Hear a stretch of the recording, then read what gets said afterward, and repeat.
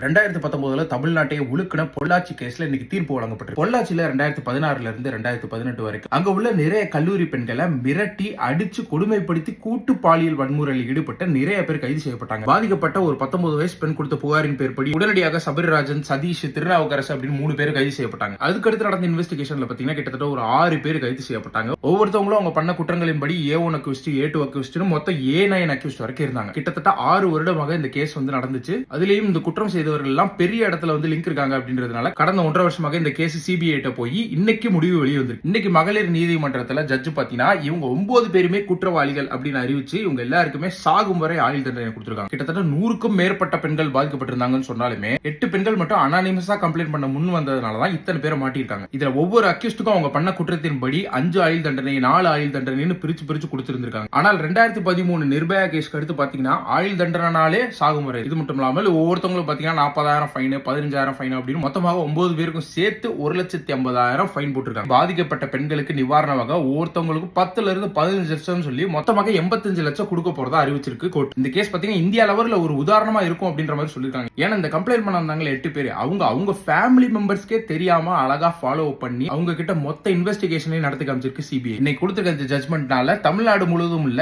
ஏன் இந்தியா முழுவதுமே இனிமே ஒவ்வொரு பெண்களையும் இப்படி ஒருத்தன் நடந்துக்கணும்னு நினைக்கிறதுக்கே யோசிக்கணும் அப்படின்றது